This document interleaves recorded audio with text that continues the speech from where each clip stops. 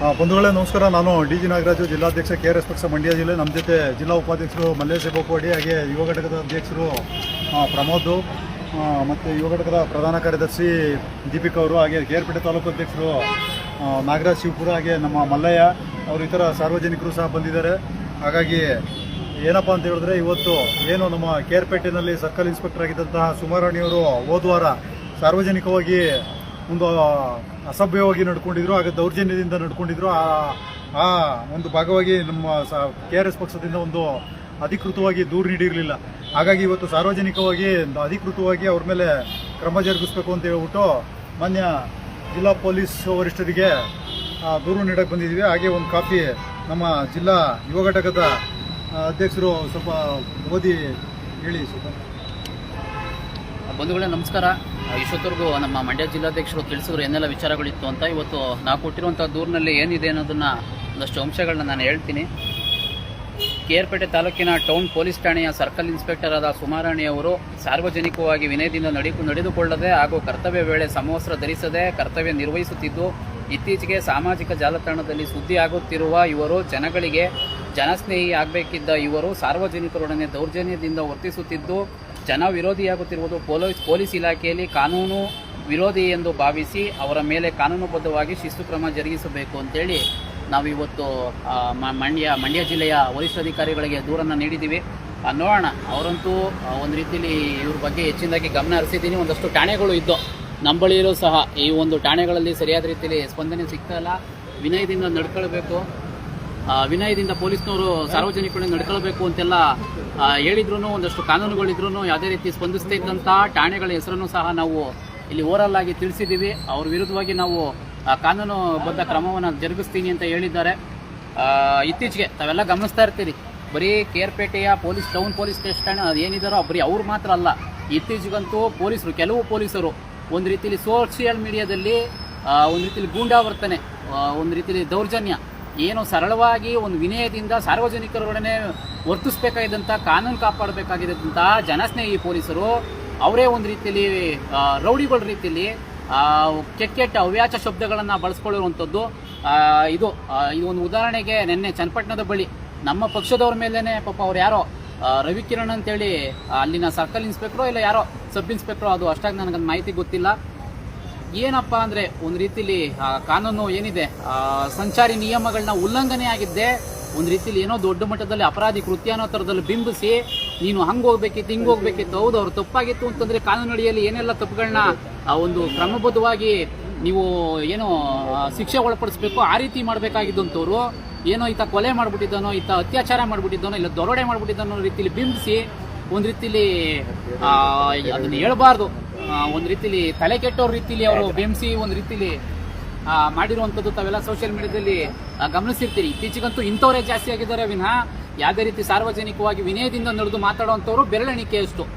ಇದನ್ನ ಮಾತ್ರ ಹೇಳ್ಬೋದು, ಇದು ಪೊಲೀಸ್ ಇಲಾಖೆಗೆ ಒಂದು ರೀತಿಯಲ್ಲಿ ಕಳಂಕ ತರುವಂಥದ್ದು. ಎಲ್ಲರೂ ಅಂತಲ್ಲ, ಅದರಲ್ಲೂ ಒಂದಷ್ಟು ಜನ ಪ್ರಾಮಾಣಿಕರು ಸಹ ಇದ್ದಾರೆ. ಏನು ಮಧುಕರ್ ಶೆಟ್ಟಿ ಅಂತವರ ಆದರ್ಶವನ್ನ ಒಳಗೊಂಡಿರುವಂಥ ಅಧಿಕಾರಿಗಳಿದ್ದಾರೆ.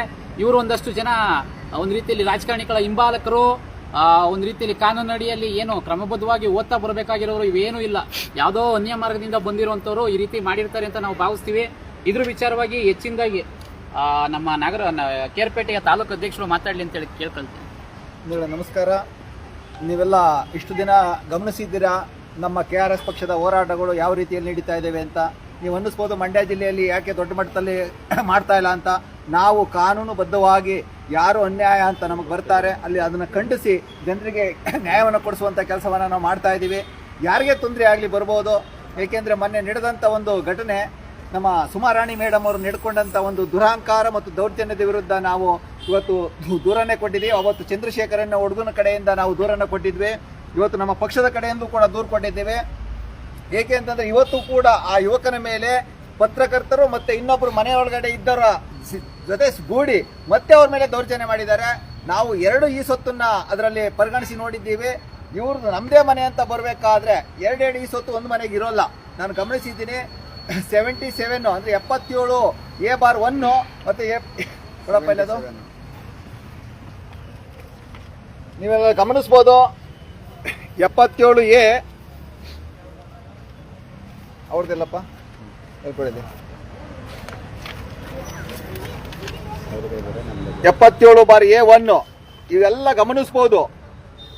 ಈ ನಕಲಿ ದಾಖಲೆಗಳನ್ನ ಸೃಷ್ಟಿ ಮಾಡ್ಕೊಂಡು ಇದೇ ನಮ್ಮ ಮನೆ ಅಂತ ಬಂದು ಈ ಬಡವರ ಮನೆ ಮೇಲೆ ದಬ್ಬಾಳಿಕೆಯನ್ನ ಮಾಡೋದಾದ್ರೆ ಬಡವರು ಎಲ್ಲಿ ಹೋಗ್ಬೇಕು? ಒಂದು ಕಾನೂನಿನ ಅಡಿಯಲ್ಲಿ ಕೆಲಸವನ್ನ ಮಾಡಬೇಕಾಗಿದೆ. ಇಲ್ಲಿ ಇಷ್ಟೊಂದು ಸೋಷಿಯಲ್ ಮೀಡಿಯಾದಲ್ಲಿ ಇಷ್ಟೊಂದು ದೊಡ್ಡ ಘಟನೆ ನಡೆದ್ರೂ ಕೂಡ ತಹಸೀಲ್ದಾರ್ ಅವರು ಏನ್ ಮಾಡ್ತಾ ಇದ್ದಾರೆ ಹಾಗೂ ಪುರಸಭೆ ಅಧಿಕಾರಿಗಳು ಏನ್ ಮಾಡ್ತಾ ಇದ್ದಾರೆ? ಇದ್ರ ಮಧ್ಯೆ ಬಂದು ಒಂದು ಸಮತೋಲನದ ಒಂದು ಸಮಾಲೋಚನೆಯನ್ನ ಮಾಡಿ ಒಂದು ನ್ಯಾಯವನ್ನ ಕೊಡಿಸುವಂತ ಕೆಲಸವನ್ನ ಏಕ್ ಮಾಡ್ತಾ ಇಲ್ಲ. ಇದು ನಮ್ಮ ಒಂದು ಕೆಆರ್ಎಸ್ ಪಕ್ಷದಿಂದ ಒಂದು ಪ್ರಶ್ನೆ ಆಗಿದೆ. ನಾವು ನೊಂದವರ ಪರವಾಗಿ ನಿಲ್ತಾ ಇದ್ದೀವಿ.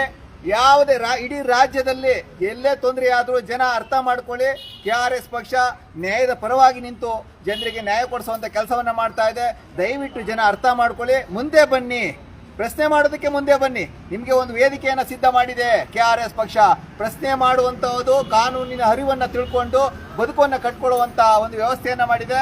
ಅದರಿಂದ ದಯವಿಟ್ಟು ಯಾರು ಎದುರುಕೊಳ್ಳುವಂತ ಅವಶ್ಯಕತೆ ಇಲ್ಲ. ಈಗ ತಾನು ಒಂದು ದೂರು ಕೊಟ್ಟು ಈಗ ನಮ್ಮ ಅಲ್ಲೇಗೆರೆಯ ಕೇಸಿನ ಬಗ್ಗೆ ಈಗ ನಮ್ಗೆ ಮತ್ತೆ ಅವ್ರು ಕರೆದು ಹೇಳುದು ಲೈವ್ನಲ್ಲೇ ನಿಮ್ದು ಕೇಸು ರಿಜಿಸ್ಟರ್ ಆಗಿದೆ ಅಂತ ಹೇಳಿ ನಾನು ಗಮನಿಸ್ತಾ ಇದ್ದೀನಿ. ಈಗ ನಡೆಯುವಂತ ದೌರ್ಜನ್ಯಗಳನ್ನ ನಾವು ಕೂಡ ಕಡಿಮೆ ಮಾಡ್ತೀವಿ, ನೀವು ಕೂಡ ನಮ್ಮ ಜೊತೆ ಕೈ ಜೋಡಿಸಿ ಅಂತ ಈಗ ನಮ್ಮ ಅಡಿಷನಲ್ SP ಅವರು ತಿಮ್ಮಯ್ಯನವರು ನಮ್ಗೆ ಒಂದು ಭರವಸೆಯನ್ನ ಕೊಟ್ಟಿದ್ದಾರೆ. ನಾವು ಅವ್ರಂತವ್ರಿಗೆ ಗುಡ್ ಅಂತ ಹೇಳ್ತೀವಿ. ಏಕೆ ಅಂತಂದ್ರೆ ಸಮಾಜಮುಖಿ ಕೆಲಸಗಳನ್ನ ಮಾಡ್ಬೇಕಾದ್ರೆ ಪ್ರತಿಯೊಬ್ಬರು ಒಗ್ಗಟ್ಟಿನಿಂದ ಸೇರಿ ಕೆಲಸ ಮಾಡಬೇಕಾಗಿದೆ ಅನ್ನೋ ಒಂದು ಹೇಳಿಕೆಯನ್ನು ಅವ್ರು ಕೊಟ್ಟು ನಮ್ಗೆ ಉರಿದುಂಬಿಸಿದ್ದಾರೆ. ನಾವು ಕೂಡ ಅವ್ರ ಜೊತೆ ಜನಸ್ನೇಹಿಯಾಗಿ ಕೆಲಸ ಮಾಡ್ತೀವಿ ಅಂತ ಈ ಮೂಲಕ ನಾನು ಹೇಳ್ತೀನಿ. ನಮಸ್ಕಾರ. ಮಾತಾಡಿ ಸರ್. ಹಾಗೆ ಮಂಡ್ಯ ಜಿಲ್ಲೆ ಇರುವಂಥ ಎಲ್ಲ ಪೊಲೀಸ್ನವರು ಇದ್ರ ಬಗ್ಗೆ ತಿಳ್ಕೋಬೇಕು. ಏಕೆಂದರೆ ಹಳ್ಳಿಗಳಿಂದ ಬಂದಿರುವಂಥ ರೈತರ ಜೊತೆ ನೀವು ಪ್ರೀತಿ ವಿಶ್ವಾಸದಿಂದ ಮಾತಾಡಿದ್ರೆ ಮಾತ್ರ ನಿಮಗೆ ಬೆಲೆ ಇರುತ್ತೆ. ಇಲ್ಲಾಂದರೆ ಇದೇ ರೀತಿ ಕೇರ್ಪೇಟೆ ಟೌನಲ್ಲಿರುವಂಥ CPI ಭ್ರಷ್ಟ ಅಧಿಕಾರಿ ಪೊಲೀಸ್ ಯಾವ ರೀತಿ ಮಾತಾಡೋರು ಅಂದರೆ ತುಂಬ ನಾವು ಮಾತಾಡೋಕ್ಕೆ ತುಂಬ ಅಸಹ್ಯ ಆಗುತ್ತೆ. ಆದ್ದರಿಂದ ಇಲ್ಲಿ ಮುಂದೆ ನಮ್ಮ ಜಿಲ್ಲಾ ವರಿಷ್ಠರಿಗೆ ಮನವಿ ಕೊಟ್ಟಿದ್ದೀವಿ. ಇನ್ನು ಮುಂದೆ ಮಂಡ್ಯ ಜಿಲ್ಲೆ ಇರುವಂಥ ಪೊಲೀಸ್ನವರು ಸಹ ಜನಸ್ನೇಹ ಕೆಲಸ ಮಾಡಿ ಅಂತ ಹೇಳ್ತಾ ಕೆಲವೊಂದು ಮಾತು ಮುಗಿಸಿ ನಮಸ್ಕಾರ.